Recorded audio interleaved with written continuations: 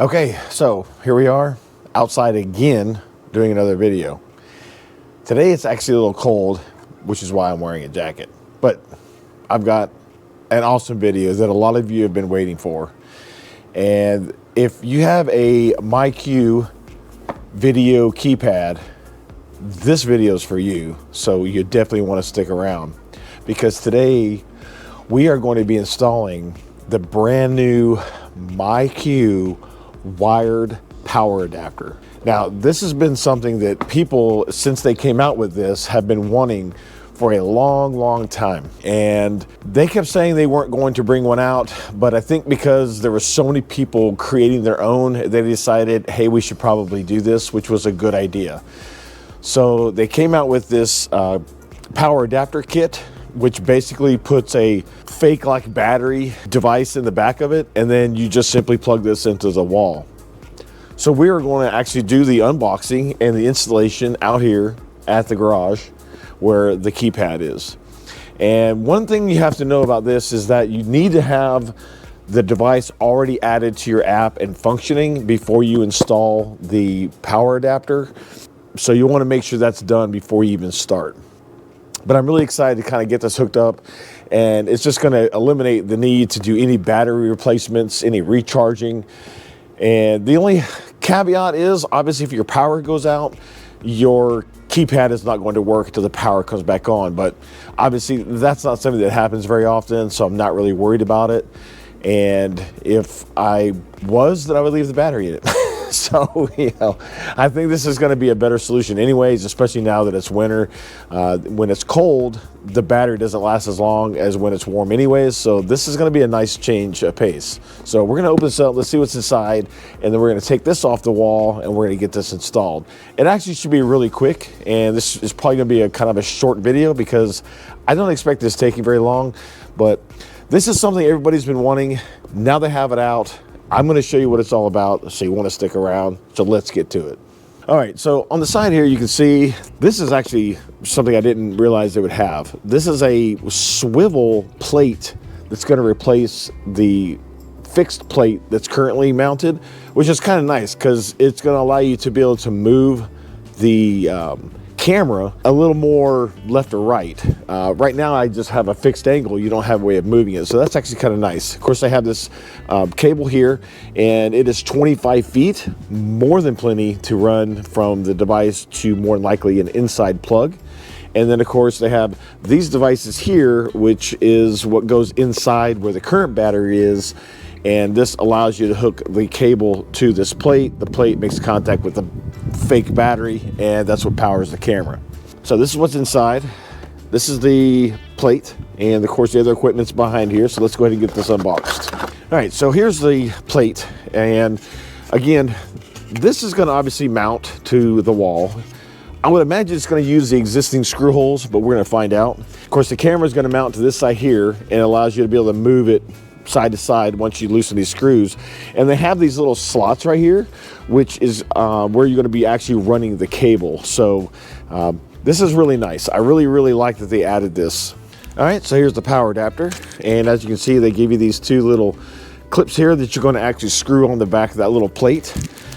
They do give you some mounting screws and also some nice little wire routing pins, so that way you can tack the wire down if you need to. Now, of course, my device is already mounted, so I don't think I'm going to have to really use these, but it's nice again that they include that. Okay, so here is the fake battery. It's not actually a battery, it's just the size of what is currently in there, so it'll fit in without any issue. It's got the little pins right here that's going to make contact to the inside, and then on the back here you see these pins actually make contact with this device right here, which is what's going to clip onto the back of the camera. And then here are where you're going to attach those two little hooks for the power. So I'm going to go ahead and take this off right now, and we're going to get the battery out, and then we'll go ahead and swap out the plate, and then we'll run the wire. And one nice thing that I like about this too, the fact that they give you a new plate, and of course the fact that it's wired, is you don't have to worry about this little screw. This little screw that's under here takes a little tiny Phillips head, and I did drop this one time and it took me like 15 minutes to find the screw on the ground. So I don't have to worry about that anymore, which is nice. And so once that screws out, this just simply pops off. And you see the plate here. This plate is what is being replaced by the other plate that has the little connectors. So let's just pop this open, and you see there's the current battery, which again is going to be replaced with the other battery. Now the reason why they have this plate is because obviously you see how this is set inside here, there's no way to run cables in there without completely redesigning this. So I think it's actually pretty smart how they decided to create that contact using the plate itself. So that's pretty good. So all we got to do is pop this battery out like this, and let me go grab the other one. So here's the camera again. You see these little pins up here. This is the fake battery. You see that little connection right there is what makes contact. So we're just going to basically put it in like the other one. We're just going to slide it in, make sure it makes contact up here, and then clips in place, and that's it. So now we have the replacement door. So again, as you see, it's got those two holes right here that those two contact pins are going to actually come in contact with.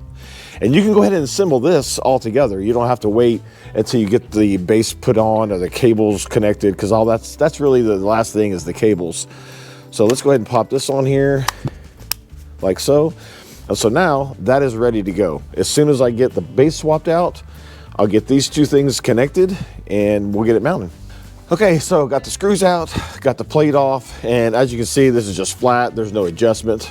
And I am correct that the holes line up, so I won't have to do any other drilling. The holes are already there. Now you are gonna have to loosen the screw on top there and that screw on the bottom there so you can actually turn this.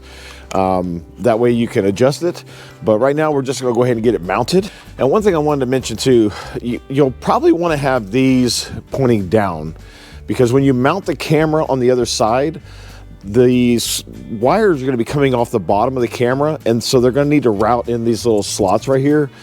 So kind of pay attention to that, because you don't want it upside down. Okay, so I got the screws fit in here, but because of how this is recessed, I've got to use a regular screwdriver. Can't use my drill. Apparently I can't use that either because that's too big for the hole. Different screwdriver, be right back. Okay, so the other ratchet screwdriver I have is also too big to fit in the hole. So I did find another small Phillips, but I'm not sure that that's going to be big enough actually as far as the Phillips head. But here's a little trick I learned a long time ago. If you have a Phillips screw like this, and you have a flathead that's small enough to fit into the Phillips area, you can actually use a flathead to screw in a Phillips screw. Little trick. So if this doesn't work, this will. Okay, so I was able to start it with the little one, but because the Phillips head didn't fit tight into the actual end of this screw, I didn't want to strip it, so I used a flathead, but as you can see, nice and tight, worked perfect.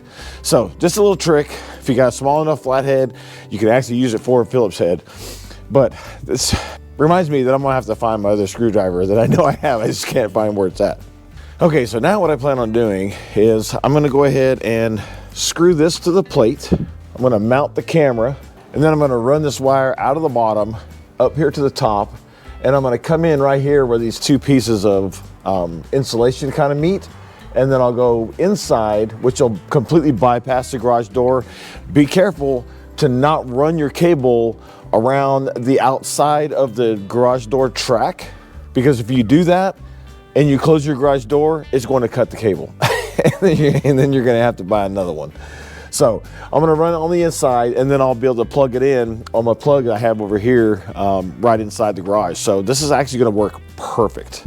Okay, now these screws right here, you see I've already got them kind of loose. You don't have to take them completely loose or take them completely off, just loosen them. Because you'll take these right here and then you just slide up underneath, and then you'll tighten those back down, and then we're gonna mount the camera. Okay, so as you see, cables are mounted. There is no left or right, so you don't have to worry about crossing them over. And again, they're tight, and again, super easy. So now, as you see, the cable is just running down the bottom, and this is where you're going to actually run the cable on the inside of the device, and that way you don't have to worry about I just realized something. I completely made a mistake. I needed to run the cables through this first because there's a hole right here to come into the back side of the camera. Completely missed that because I was trying to get this done because it's cold out here and I didn't want to be out here any longer than I had to. So no big deal. I'll just take this off. We'll run the cables through, take 5 minutes, back at it. Okay, so that wasn't too big of a deal. I basically just loosened this screw, took this screw out, and I was able to pivot, slide the wires in, and then I'm gonna screw it back in. But again, in my haste of wanting to get out of the cold, I completely forgot I had to run that through there. So yeah, gotta slow down, take your time, and just do what you gotta do. But no harm, no foul, no big deal. We'll get this back together. Okay, so as you can see, I got the screws back on. The wires ran through the center. You can see how the wires come down the center right there. And you can see how they come out the bottom right here. And I've got it in one of those little grooves on the back. And so now we're gonna mount the camera and then we're gonna run the cable up the wall. Another nice thing that they've done is instead of giving you this little tiny screw, they give you this little thumb screw that you don't have to worry about losing because it's much easier to grip. The fact that it's wired makes it a lot less likely that someone's just gonna be able to come and, you know, unscrew it and walk off with it because it's wired to your house now. So I guess that's why they decided to use a thumb screw instead of a regular screw. So this just fits right up in here. Just tug that little wire through. All right, you heard it clip in place. And I've already loosened this, so now I can turn this any way I want. So once we get it powered on, I'll adjust it to where it's at the angle I want. And this actually, again, is super nice because before I got too much of the garage door. This way, I'm gonna be able to actually twist it a little further out to not get so much garage door and catch more of my driveway, which is gonna be awesome. So now we just take this little set screw, put it there in the bottom, and that just keeps the camera from falling out of the holder. But again, it's got little clips here at the top, clips at the bottom, slide it up in there, make sure it clips in place, put the set screw, and you're done. And now the cable is ready to route. Okay, so we're just gonna route it right up in here. Gonna send it right back behind this garage door railing, and then we're gonna come around and I'm gonna plug it in over there with the other equipment.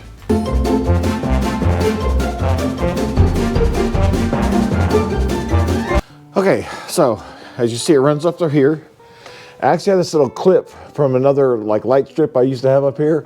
I was able to slide it right in between this little clip and here, so that way it's nice and tight. Ran it up through the insulation, come up here.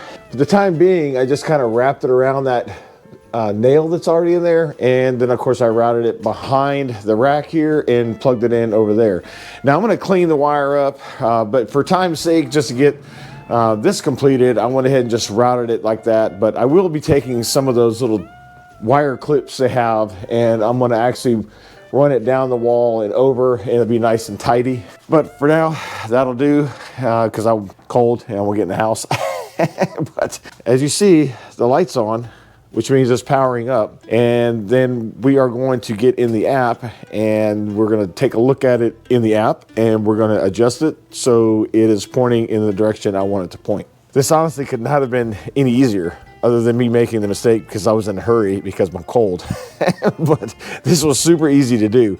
And this is gonna be super convenient, not having to change out the battery all the time. So this is awesome. Okay, so as you see, we are in the app. And you can see by the icon right there, the battery symbol now has like a little lightning bolt showing you that it's being charged and it's being powered. So obviously it is working. So I'm gonna click into it. So that's the actual live view from the camera. See, works perfect. So now we're gonna take it and we're gonna turn it and I'm gonna adjust it out. Because you see the previous one caught so much of the garage. And actually, that's as far left as I can get it, and that's perfect.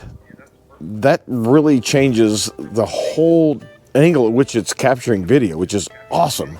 Okay, that's awesome. That swivel base allows me to turn it almost all the way out to the left, which now captures my entire driveway right here.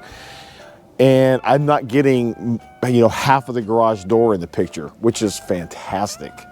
you can see how much I have it turned. It's turned all the way out, but that's perfect for me because now it catches just a sliver of the garage, but all of that now, which I wasn't getting before. This is even better than I thought it was going to be, which is amazing. Look, I'm going to link this in the description. It's on Amazon.